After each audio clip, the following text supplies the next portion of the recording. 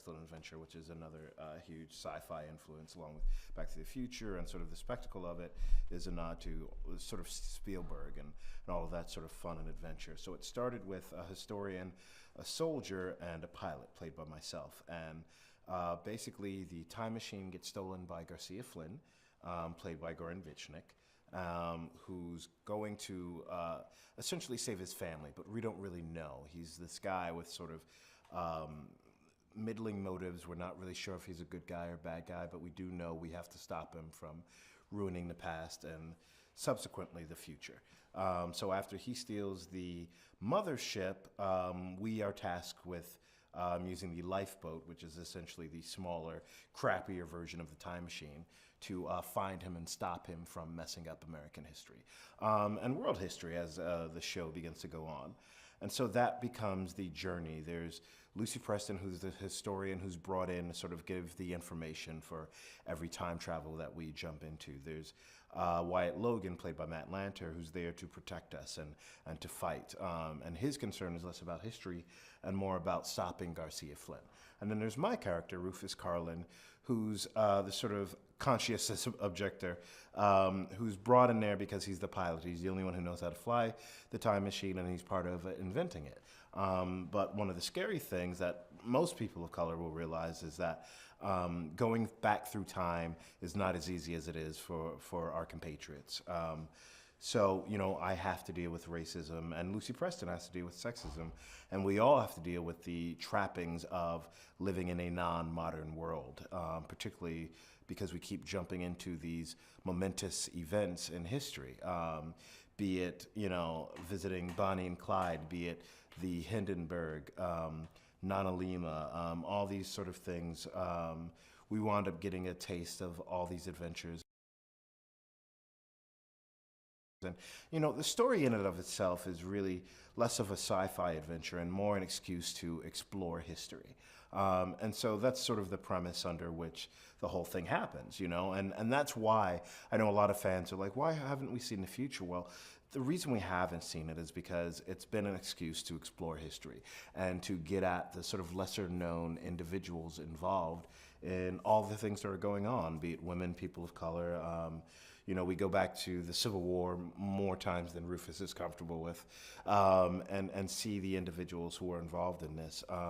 And so that, you know, it goes from being that and us fighting Flynn and taking down this sort of deeper specter, this big bad of Rittenhouse. And we essentially do that. We essentially are able to go back and defeat Rittenhouse, it would seem, up until we realize that history has changed yet again, not just by Lucy losing her sister, but this time because Lucy's sister is gone, her mother becomes healthy, and we realize that she is one of the heads of Rittenhouse, and that Rittenhouse is really a familial enemy that is very matriarchal. And so it becomes a bigger specter. And although we have captured Flynn, Rittenhouse is still a danger that we didn't even realize it goes. It winds up having these Illuminati-esque, these Hydra-esque tentacles to it that we realize are bigger than we ever thought they were. And that is the thing about Kripke and Ryan that they're very good at, particularly with this series, is that they're able to leave these sort of hanging chads, these cliffhangers at the end of not just the seasons, but the episodes as well. You know, every episode has a turning of the corner that you don't quite realize is happening. That was the exciting thing about playing Rufus, is that this is a character whose character arc has changed every episode, let alone the entire season. And that was the sort of joy and complexity of playing him. You know, the very first episode, he was tasked with being a sort of homebody and a desk jockey who has to go outside of his comfort zone, not just in terms of leaving the office, but leaving his time period, and having to face, you know, the deeper racisms within history and fighting against those. And one of the reasons I wanted to take that part is there was a lot of people that were like, what are you doing? Why are you going back through time? And you know, not just white folks, black folks. A lot of black folks were like, how can you do a show like this? How is it going to work? And not just because they were like, they don't want it to happen, but I think they wondered how this was working and what the episodes would be like. And that was the joy of it. The joy is, you know, I am a fan of sci-fi and history, and to be able to tackle sci-fi in a way that I have not seen myself included in the conversation was an amazing art. At the heart of every story is obstacles. And unfortunately, race involving history is an obstacle that we don't always have an honest conversation about. And so this was really a door to being able to have that conversation and a way to realize all the ways in which we are involved in history that Hollywood isn't always comfortable with showing or portraying on screen. And so that was really what was great about this, is that we got to have those difficult conversations very early. One of the most heartwarming scenes to me is a very understated one, and that happens in Bonnie and Clyde. And that's when my character, upon sort of surveying the area, winds up helping a little girl drink at a water fountain. And you see that it's at a colored water fountain. There's one for whites and one for coloreds. And we don't particularly highlight it other than you see me helping this little girl. And I think that way of straddling the line of showing the differences while being understated about it and still being a part of history is one of the beautiful ways that Timeless was able to weave all the history of minorities and underrepresented peoples within a storyline and a narrative week to week. No, it's great. No, all of these are great. I have a whole notes. Everyone knows, the fans know this. I have whole notes about there's a character breakdown. This show is very hard because at any given point, we're going to some moment in history and each one of us is hiding a secret that the other doesn't know. And that's kind of the thing about this show, is that there's always secrets happening. And so that was the interesting thing about Rufus, is that Rufus started out being a spy. Rufus started out being this desk jockey, nerdy spy who suddenly is forced to go throughout history, fight for himself, fight for others, and eventually even kill people. And so, there's a huge evolution with Rufus. He goes from being somebody who's actually hiding secrets from his fellow Time Team members. At the adherence of Mason, at Connor Mason, who's this father figure, this mentor. He's spying on the team. There's this thing where he's hiding this recorder to find out what the team is actually doing while they're going on adventures, at the behest of Mason, who's doing that at the machinations of Rittenhouse. So I'm spying on my own team for Rittenhouse, and then somewhere around Watergate, all the lies and secrets come out. We wind up finding out that Lucy knows that she may be a part of Rittenhouse because of her lineage. We find out that Rufus is spying on the team for Rittenhouse, and really the only one in the clear is Wyatt, who's just this soldier trying to get the job done. And that to me is when it becomes a sort of pivotal moment within the Time Team, because when they're captured by Nanalima in the episode Stranded, I feel like I'm a geek. Like one of the Star Trek geeks at a convention right now. Episode 106, Stranded. So they are wound up being tied up, and they share, after their secrets are out, they wound up putting their bare bones and exposing themselves. And Rufus talks about loving Gia, and they all share this laugh over chocodiles, which is a very real laugh in the show because I kept saying chocodiles weird. So it kept being this really weird scene where, individually as people, not as characters, as real people in the room, me, Abigail, and Matt wound up really having this connection because we literally were tied to a couple poles, making each other laugh. And so, it shows on camera. I'm not sure how much of that is real laughter and what's, just between takes and real takes. So that was a big moment for us. So that came about, and then, NASA, when Rufus kills for the very first time, and he winds up killing because he's up against his mentor. Oh gosh, what is his name? Anthony, but he's played by an actor I love. I'm going to mention his name. You can cut it out or not, but I'm going to get it right for my own friggin' purview. Because he was Max Headroom, guys. No one in this room knows it, but I love this guy. Matt Frewer. Gosh darn it. That's me trying not to curse. I have a horrible potty mouth. Matt Frewer, who plays my mentor, Anthony, I go against him, which is really awesome because I get to play a genius going up against another genius, and he's an icon in sci-fi. He's been in Watchmen. He's been in Max Headroom, Doctor. He's amazing. we go off and we face off, and I wind up shooting a guy and killing a guy, and it's the first time where Rufus, who's sort of the moral barometer for the team, goes, "What is the point of everything? Is this okay?" He goes through the same thing with Bass Reeves and Jesse James, where he goes, "What are we killing for?" And that's the episode where Lucy winds up killing somebody for the first time. We're really a team of murderers, for good. The Good Team of Murderers is the comic book I'm working on next. We'll see how it goes. It's a Vertigo release. So it's it's a really cool thing. And then second season is amazing because we essentially have less of a budget. We've returned to America, but what was great and why I think the critics and the fans adhered to it was because we were able to tell more personal stories. Young JFK, the Darlington 500. I go back to NASCAR, World War I, Lucy and her mom. And you see those stories. The mother-daughter story is mirrored with Marie Curie and her daughter.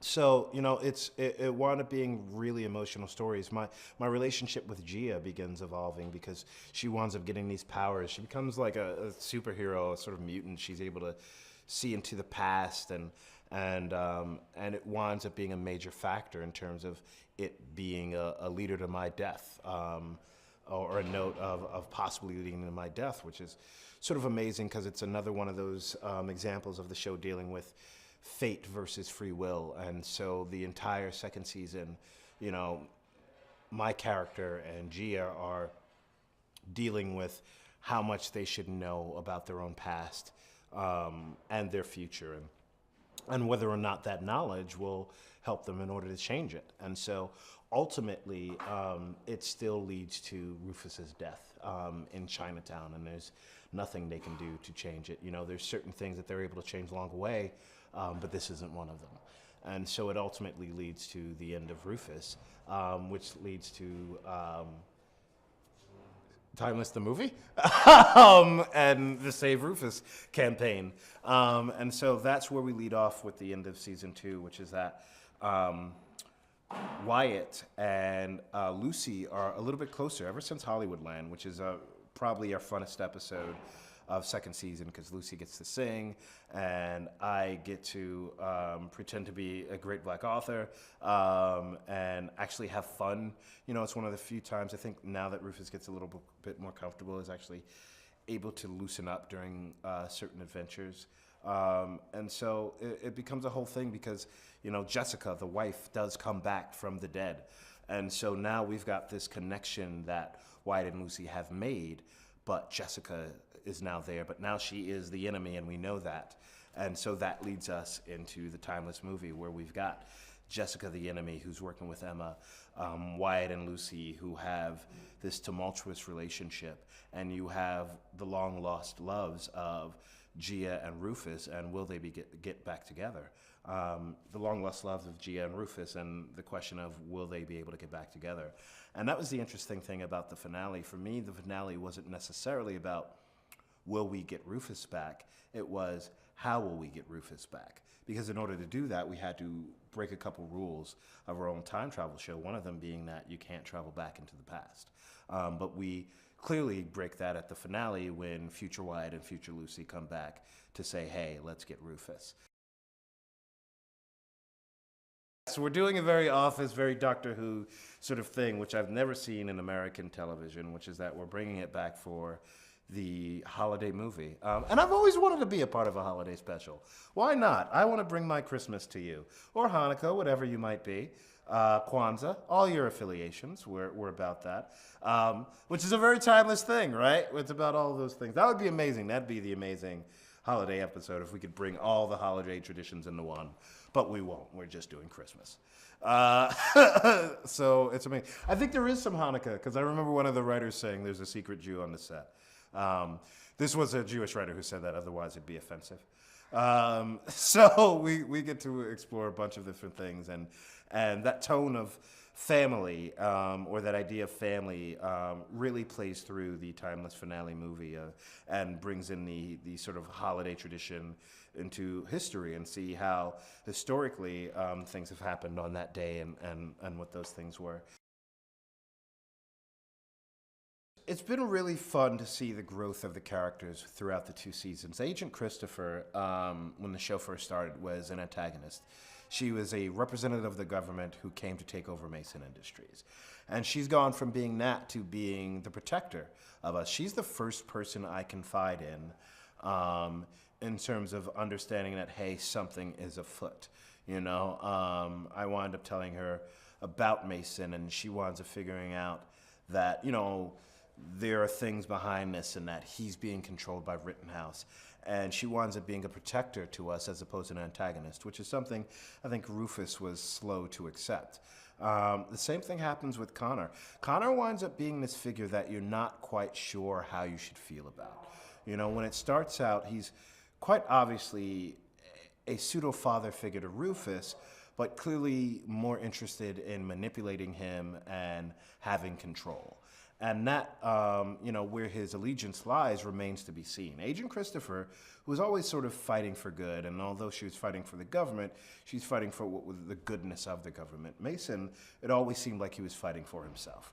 Well, that wound up being a little less true than it was on the surface, because he winds up fighting for Rufus and fighting to end Rittenhouse. And in the second season, you really see the father-son bond really growing, which was an amazing feeling for me and Patterson, who plays Connor, because we had always been playing these sort of Shakespearean-esque stakes.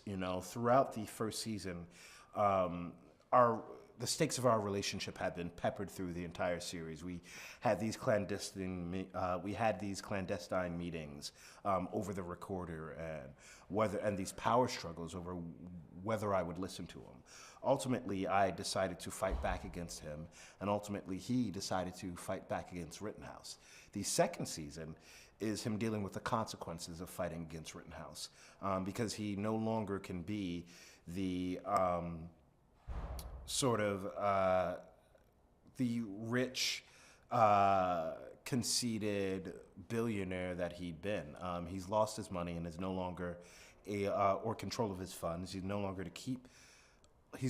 able to keep the high profile that he's been able to maintain, this sort of Elon Musk energy that he was, this figure that he was the first season, has sort of been downgraded to this man in a bunker who is a little rusty when it comes to the sciences, and so has to rely on Gia and Rufus to maintain that edge and sort of find out what his meaning is when he's no longer this rich, affluent scientist, and then now is this sort of outdated figure with no money, stuck in a hole in a basement, below the earth somewhere. And so you wind up finding out what his true meaning is and what his relationship is to Rufus, particularly in the Down in the Delta Blues episode, where he knows more about jazz than the rest of us, and blues and rock and roll and history than the entire time team.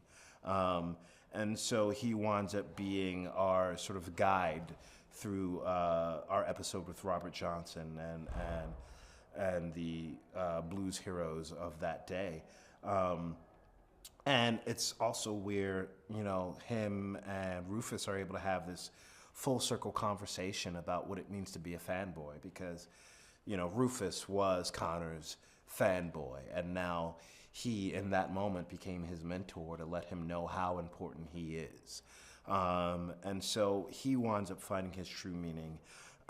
Lucy, continues to go on this journey of not just fate versus free will, but the predestination of family, and what it means to be a legacy and what the responsibilities of being a legacy are. And she goes from finding out who her mother is and what her lineage is, to fighting against that, to once again trying to figure out who she is now that she is a person who is killed. And, they wind up being these people who are trying to save history to ones who are trying to save the people involved in history. And the same goes for Wyatt. Wyatt winds up going from a person who just cares about the mission to a person who clearly cares about.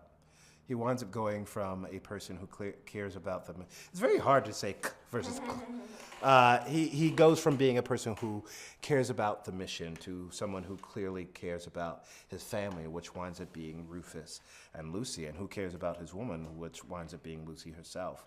And so, the second season winds up being him trying to figure out what he's willing to sacrifice for her, and not just the mission, but at the same time trying to protect the team at all costs, and finding out if he can truly be someone who loves, Lucy, while trying to create and accomplish all these tasks, sometimes failing and sometimes succeeding. And so that becomes a hard thing. He has to deal with the fact that his love for Jessica may have sacrificed the safety of the team. And can he have a full relationship with Lucy as a result? And Rufus is lost as a result. And what is his relationship to Gia? And so all these things are affected as a result of his decisions for still having feelings for his very first love. In the finale, we wind up seeing the two big time periods we see are North Korea during the Korean War and the gold rush in America. And so those are really big. You get to see the sort of, we get to see Desperado, that's not his name. We get to see Zorro. Yes, the inspiration behind Zorro, which is cool because, winds up being, which is actually a combination or a compilation of a bunch of different Mexican fighters and bandolitos and bandereros. I think I'm making up these words. I'm not sure that they're accurate. Yeah, sure. But fighters, basically cowboys and such. And so it's a kind of cool thing to see. So you get to see the gold rush, you get to see these cowboys, you get to see the Mexican fighters. You also get to see North Korea and the refugees of the Korean War and get to learn about their story and what they were going through, and all those people who fought. And so that's always the really fun part to me, is getting to see the heart and the soul and the people who are involved, because things like the Korean War are such a grandiose experience, or a grandiose term, or a concept or conceit to think of. And so what's great about the show is that it deals with the individuals, and you see refugees as people. But you also see people not just as victims, you see them as doctors and fathers and mothers and teachers, and I think too often, refugees get looked at as these sort of faceless victims, that you don't know what to do, and they end up being this sort of ethereal thing. Well, refugees exist all throughout time today, in many different countries.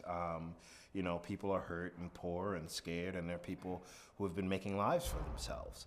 And so, that's what's great about this show, or this particular episode. It shows a bunch of people who have all these jobs and who have all these things that they care about and all these goals, who are set off by a war that they didn't start, that they didn't want to be a part of, many of which are just trying to find home, shelter, and family. And so you get to see that on a very human, basic level within the course of these episodes. I think I learned something every episode. I forget and learn something every episode. There's so many things about, just seeing the refugees and learning about them, learning about who Zorro was based on, learning about Bass Reeves being a black man, learning about Nanalima, female warriors, is just amazing. And so what's great is that it's broke down barriers, because you can't tell stories in the same way.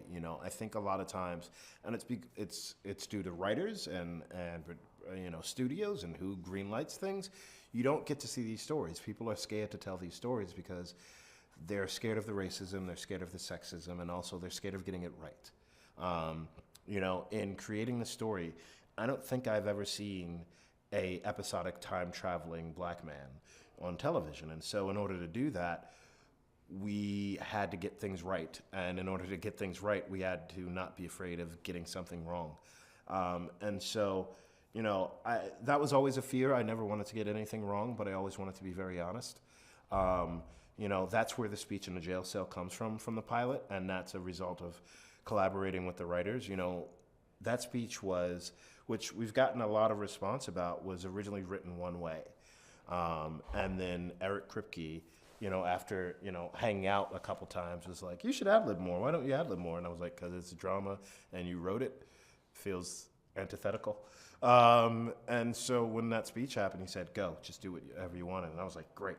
And so there's a lot of versions of that speech, but I think I was able to do it because I don't think a group of white writers would have written OJ did it, but we don't care.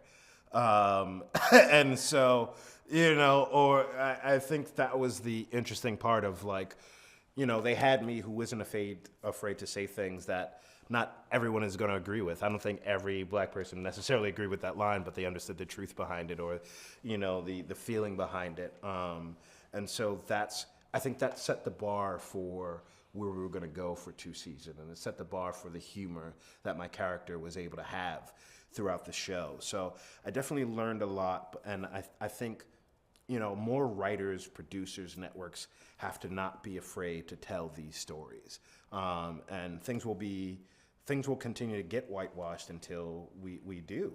You know what I mean? And so, that is my hope. You can't watch this show and tell the story of the Lone Ranger in the same way, because now when you see Armie Hammer play it, it feels like a lie, because you know that the Lone Ranger was a black man and that story isn't being told properly. And so now in the future, when that story is told, that has to be told with a black man. You know what I mean? We have to tell the truth of it. And so there winds up being an inclusion that you don't see normally. Even in the stories and tellings of, Ethan Cahill and her great grandfather being gay and, what it's like to live with that and having to hide that, there are people who are like, well, you're pushing the gay agenda. It's like, no, these people exist. Like, showing people who exist is not an agenda, it's humanity. And so that was the beautiful part of that and showing all these stories. Yeah, they're insane. They're nuts. They're nuts. Hey, I don't know if you're watching, but you're nuts. I've honestly never in my life, and I've said this time after time, I've never experienced a fandom to this degree. I've experienced people digging things or people finding out about stuff and being like, this was great, I wish it was more popular. But I've never been involved with such an interactive community of television watchers. So, I've had some fans, up until this, I joined Twitter late in the game. And, my biggest fans were probably Better Off Ted up until that time. You know what I mean? There'd be a couple people who really liked the Lem character. So this was just like, if I mentioned Timeless, my mentions are gone. It's just that over and over again. Rufus, like, I know how to feed the beast. You know what I mean? If I want, a couple likes, Rufus it up. You know what I mean? So it's been crazy. I mean, it started with just the Twitter thing, which I think was hard to deny. And then I guess the network picked up on how vocal they were in that regard. And then we got canceled again, and the outpouring was the same, We got banners. The fans put up banners and bought helicopters, in order to promote us, save Rufus all over the place. So they started a campaign the first year, they started another one, and that's how we got the movie, and now the movie's happening, and they've bought 2 billboards in the middle of Times Square. So I've never experienced anything like this, and so it's been a huge amount of fun. I'm a comic guy, I went to Comic-Con before I was on anything worthy of going to Comic-Con, and just as a fan, and sat in lines and did that thing, and then then I actually got to be a part of Comic-Con with the show, and it was a totally different experience. And now I'm a veteran. Now I'm a Comic-Con veteran. I've been there, done that.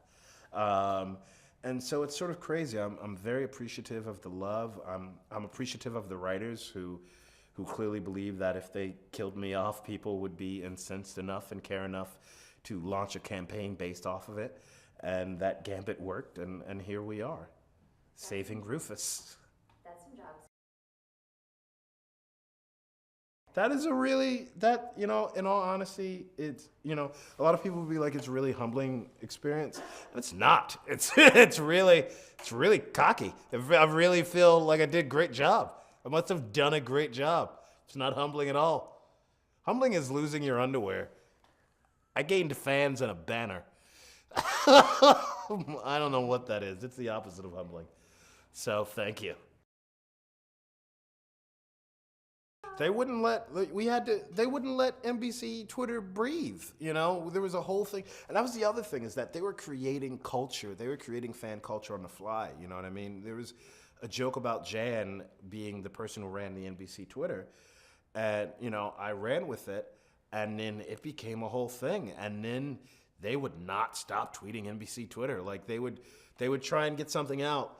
I remember NBC was like, check out our new shows, and it would just be tons of responses like, is it a new show timeless? Then stop talking about it, you know? And it was crazy. I'd never seen anything like that. And that was the other thing about being so interactive is that, you know, the show, me, the fans, were really good at playing off of each other. So Jan became a thing. Clock blockers became a thing.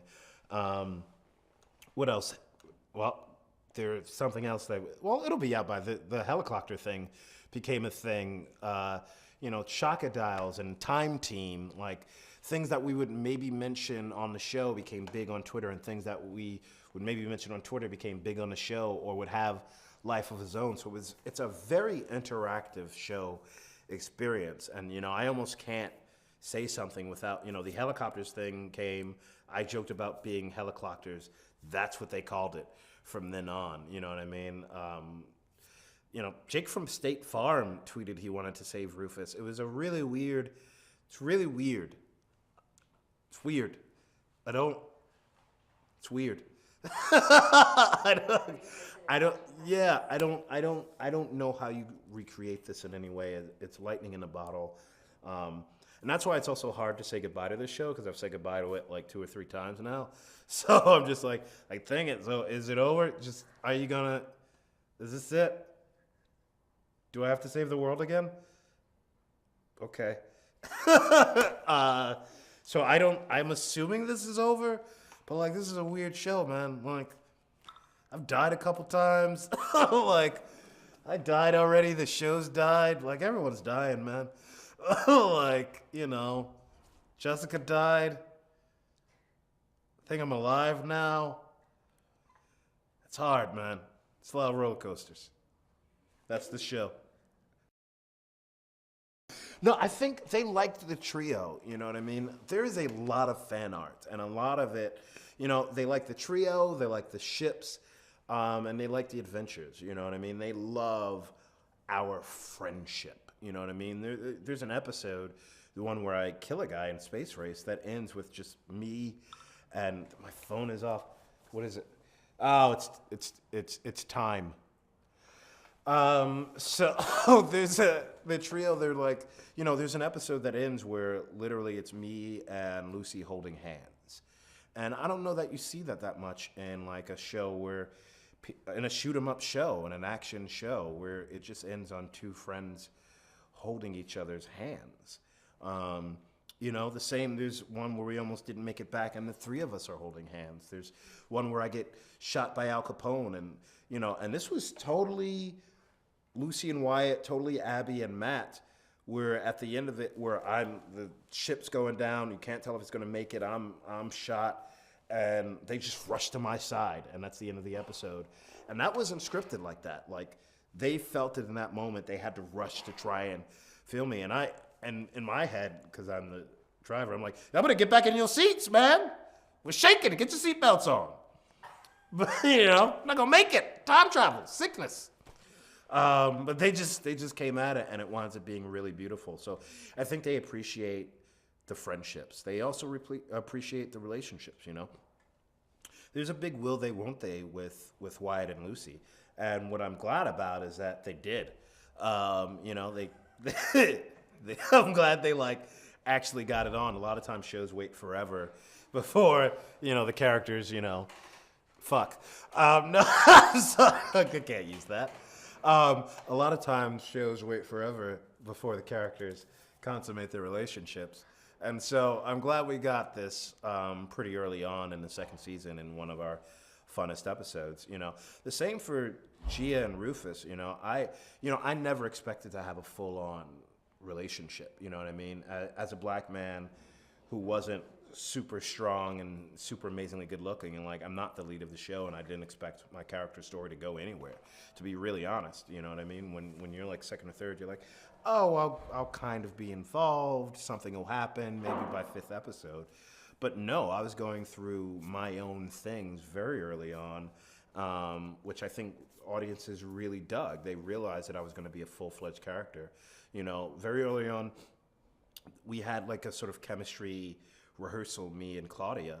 And I was like, I don't know why. I was like, we're never going to get to the episode where we even kiss.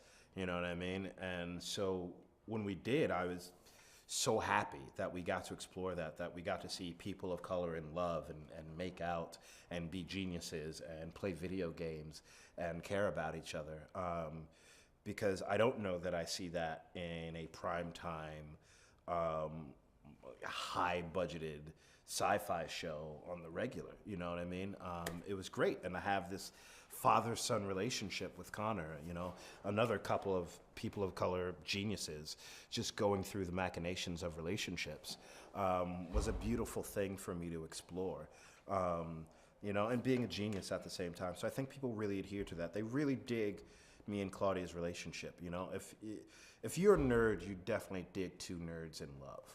You know what I mean? And to see them do that and conquer things. And also, she's a badass. The show is really good about writing women. You know what I mean? This organization, Rittenhouse, is very matriarchal. You know what I mean? It goes from being Lucy, her mom, Emma. You know, they're really the big badasses. Claudia Dumet, who plays Gia, she is too. You know, and the fact that her character evolves and we evolve together, you know, is really, really awesome to see. You know, Wyatt and Lucy, as much as you root for them, are very dysfunctional because there's like a dead woman in the midst of all of this, you know? And I think it was really cool to see Rufus and Gia because they didn't have all that baggage to deal with. The only baggage they were dealing with was, you know, Rufus's own fears and just being a couple geniuses trying to fall in love while saving the world and traveling through time. Yes, my favorite moment. So my favorite moment was my speech. Clearly, it was great. Okay, all my favorite moments are whenever I ad-lib. Okay, so that speech was my favorite moment.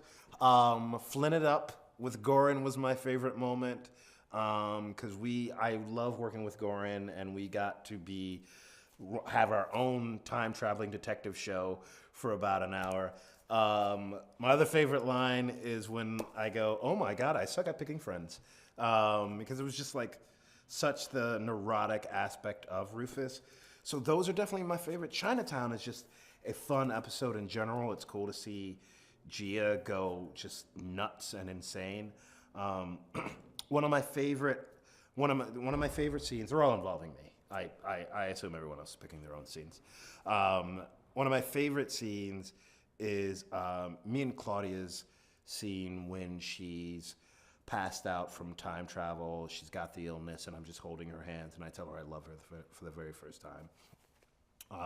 That was a very sweet scene for me to just be able to share that with her. And me and Claudia are very close. We are in every aspect of each other's lives. And so we had a really comfortable relationship throughout this whole ride. It's very unique. We're very goofy and play around all day. My other favorite episode was the Delta Blues, because me and Patterson work very similarly, you know, particularly through the very first season. We would do our own work, we'd highlight and score, and then we would come and then we'd rehearse. Before the scene started, it would just be me and him in the trailers and just go off and back and forth. And we'd talk about our backstories and, you know, a backstory that we wound up talking about wound up making it into the show where he, and I don't even know if the writers did this on purpose, but we talked about how he probably, you know, scouted me out in college, saw me. I started working for Mason Industries. You know, I was probably down and out. He probably sent people there to make sure I was never going too crazy. You know, a guy or two from Industries who made sure everything worked out. And so it had been a backstory we had worked on, particularly because a lot of our scenes were very similar in the first scene. A lot of the scenes were about, am I going to record or not? And him forcing me to do so, and why am I doing this? And this push-pull. And so I really regarded him personally as a mentor and as a father figure because I'd also seen his work. And he had done great work, and he had come from a Shakespearean background. And I come from a theatrical background. I came from doing theater and nonprofit theater. And so when we got to Delta Blues, there's actually a scene in the end, in the season finale of the first season, where after realizing that Mason was playing 3D chess, he had played Rittenhouse for Fools, and I realized for the first time that he wasn't necessarily the bad guy, that he had our best interests at heart. We wound up having a talk right before I go visit Gia. That scene was cut, but it was one of our favorite scenes because me and him in real life had been going through stuff, and then on set had been going through, on the show had been going through stuff, and wound up resolving it all at the same time. You know, we're very into our characters. And so that payoff by the time we got the second season of him being destroyed, and then Delta Blues comes about and he winds up time traveling with us, and I wind up mentoring him. It was, and I give this speech about being a fanboy, it was the culmination of how I felt being a nerd actor, getting to play a nerd for, you know, what feels like the umpteenth time, but with so much more dimension, talking to a man who in real life I truly respected and truly honored his work, and being able to be in a scene with him and act out all these feelings of admiration and pride, and it being a culmination of the backstory that me and Patterson had built to this entire time. It was so fulfilling and so satisfying to see that, and to see it through the lens of Robert Johnson, to see it through the lens of rock and roll, through the you know, not enough respected black musicians and innovators of rock and roll. To do it through that as people, as characters, was just this perfect synergy and symbiosis of art and real life that finally played out on screen. It's a cool cast and crew. We've been through a lot of ups and downs. You know, us as a trio, me, Matt, and Abby, have a particular experience with the three of us. You know, we were working every day, and so, you know, our relationship personally really mimics a lot of what the show is going on. We just sort of got thrown into things, the three of us, from three completely different worlds. Like, the three of us really are. But we found a commonality in the humor and in the work. And so I think we'll always share that bond together. You know, the same for, you know, for Sakina and Patterson. You know, I just highly respect them and love them a lot. And Claudia is in literally every aspect of my life at this point. She's in my theater company. You know, we've done plays together. I'm about to do her movie. She's in my music video. So, you know, probably her more so than anybody else will be together more than we want to. But yeah, I think